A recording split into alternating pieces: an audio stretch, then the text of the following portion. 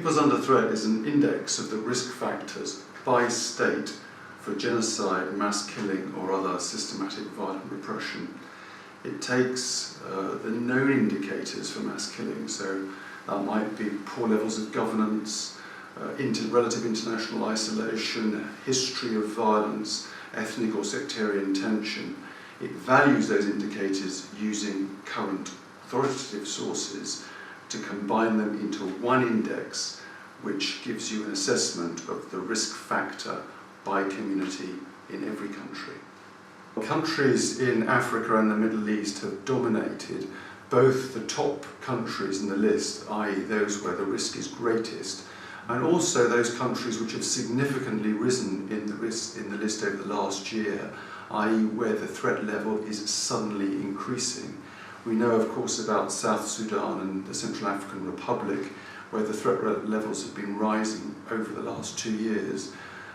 We sadly know about the situation in Syria, but it also shows us that the threat level is rising in some other countries which perhaps receive less attention, including in Yemen, in Egypt, in Mali, and also, again, in the Democratic Republic of Congo, where a series of wars in the east continues, seemingly without end. Both South Sudan and Central African Republic have risen up the index. They have been rising for the last 2 years. They now show threat levels which are close to those in Somalia, in Sudan, and in the Democratic Republic of Congo. In all 5 of those countries, we're talking about a critical level of threat now. Mass killing is ongoing, and a wide range of communities, both ethnic and sectarian, are at grave risk.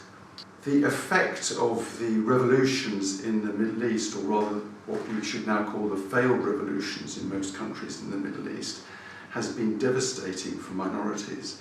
It has led to a threat level rising in many states. Of course, it's hardly a surprise, sadly, to see Syria so high up in the table again this year. There, the conflict has been fragmenting. Of course, we continue to see grave abuses by government forces of President Assad, but also now there are a proliferation of Islamist groups, both Al-Qaeda, but also the Al-Nusra Front and the Islamic Front, all of which pursue an openly sectarian agenda. So communities, for example, like the Kurds in the north, are facing attacks from all sides now.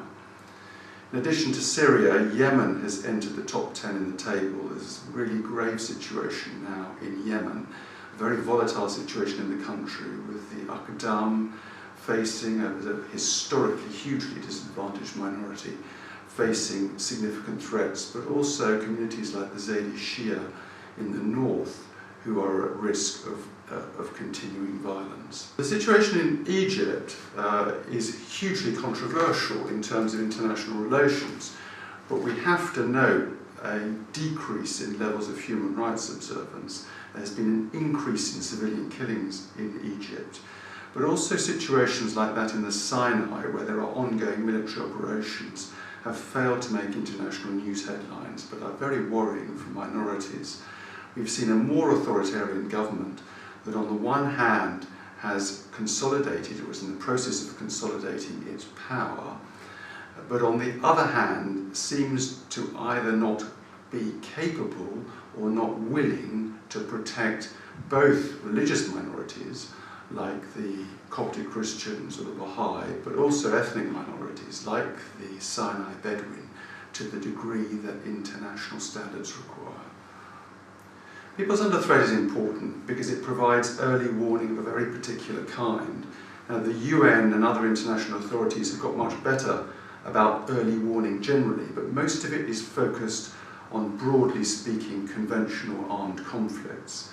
What Peoples Under Threat looks at is the specific risk of mass ethnic or sectarian killing, the sorts of conditions that can potentially lead to genocide. That's hugely important for early warning. It's hugely important for those agencies who are concerned with civilian protection. But it also reminds international policymakers about something. You can't predict the future, but we can, on the basis of past experience and the known indicators, identify those places in the world where the chances of mass killing of particular ethnic or sectarian groups is now greatest, and that's what Peoples Under Threat attempts to do.